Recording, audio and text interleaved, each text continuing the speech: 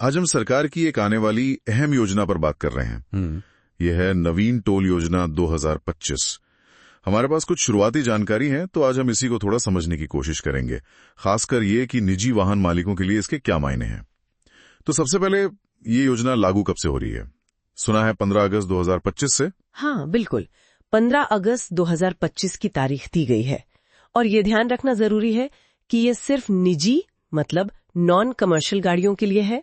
अच्छा, सिर्फ private vehicles के लिए। तो फिर इसमें सबसे पहली चीज जो ध्यान खींचती है वो है इसकी लागत। हाँ, लागत की बात करें तो ये है सालाना 3,000 रुपए का एक मुश्त भुगतान, है ना? जी, 3,000 रुपए सालाना। लेकिन इसमें एक पेच है, यह कहिए शर्त है। अच्छा, क्या शर्त? इसमें आपको मिलती हैं या तो 200 टोल यात्राएं या फिर ये पास 1 साल तक वैध रहता है। ओह, मतलब 200 ट्रिप्स या 1 साल? हाँ, इन दोनों में से जो भी पहले पूरा हो जाएगा, बस प्लान वहीं खत्म। तो ये तो उन लोगों के लिए काफी अलग मतलब होगा जो रोज हाईवे इस्तेमाल करते हैं, और उनके लिए भी जो कभी कभार साल में 1-2 बार लंबी यात्रा पर निकलते हैं। बिल्कुल सही। सोचिए कोई रोज ऑफिस जाता है हाईवे से, तो हो सकता है उसके 200 ट्रिप्स तो शायद 5-6 महीने में पूरे हो जाएं। हाँ, तब तो साल पूरा होने का सवाल ही नहीं उठता। बिल्कुल, उसका पास वहीं खत्म। फिर शायद उसे दोबारा पास लेना पड़े या फिर वो नॉर्मल टोल देना शुरू करे। और दूसरी तरफ अगर कोई साल में सिर्फ मान लीजिए 100 बार ही टोल क्रॉस करता है, तो जैसे ही उसका 1 साल पूरा होगा उसका पास एक्सपायर हो जाएगा, भले ही उसके 100 यात्राएं बची हों। अच्छा, तो ये मतलब दोनों तरह की यूजर्स को ध्यान में रखकर बनाया गया लगता है। हाँ, ऐसा ही लगता है। फ्रीक्वेंसी और वैलिडिटी दोनों का बैलेंस बनाने की कोशिश की गई है। और इसका आवेदन मतलब अप्लाई कैसे करना है? क्या वो मुश्किल होगा?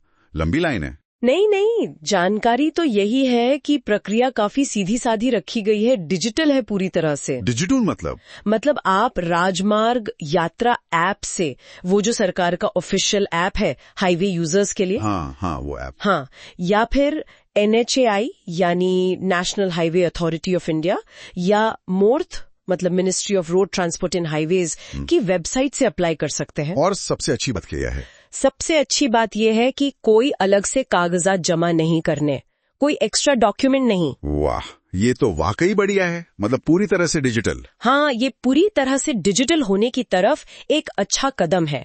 इससे सिर्फ अप्लाई करना ही आसान नहीं होगा, बल्कि शायद टोल प्लाजा पर भीड़ भी कुछ कम हो सकती है। बिल्कुल, सोचिए जब ज्यादा लोग इस तरह का सालाना पास इस्तेमाल करेंगे तो हर गाड़ी के लिए वो लेन देन का टाइम कम हो सकता है। फास्टैग तो है ही, ये उसे और सपोर्ट करेगा शायद। यहाँ एक और दिलचस्प पॉइंट है, बचत वाला। हाँ, कुछ रिपोर्ट्स कह रही हैं कि अभी जो मंथली पास लेते हैं लोग, हाँ, मासिक पास, उसका सालाना खर्चा लगभग 4,080 रुपए के आसपास आता है। हाँ, और ये नई योजना 3,000 रुपए की है। हाँ, ये तो सीधी 1,000 से ज्यादा की बचत है, करीब 1,080 रुपए की।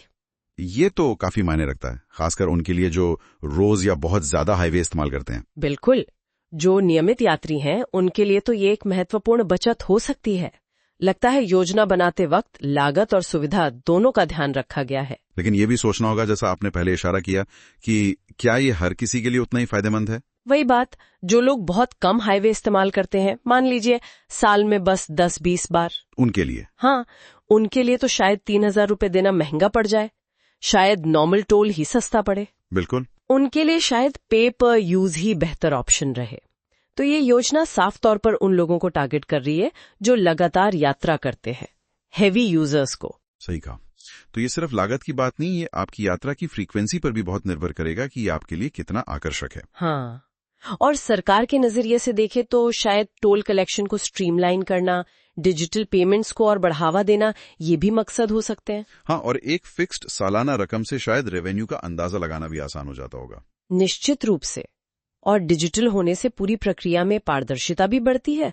और सोचिए, इससे हाईवे इस्तेमाल का कितना अच्छा डेटा मिलेगा सरकार को। हाँ, वो डेटा भविष्य की प्लानिंग में बहुत काम आ सकता है। बिल्कुल, कहाँ ट्रैफिक ज्यादा है, कब है, ये सब समझने में मदद मिल सकती है। तो संक्षेप में कहें तो 15 अगस्त 2025 से निजी वाहनों के लिए 3,000 रुपए में एक नई सालाना टोल योजना। हाँ, जिसमें 200 यात्राएं या 1 साल की वैधता, जो भी पहले हो, आवेदन ऐप या वेबसाइट से बिना एक्स्ट्रा कागजात के, और रेगुलर यात्रियों के लिए मौजूदा मासिक पास की तुलना में पैसे बचाने का मौका। सही।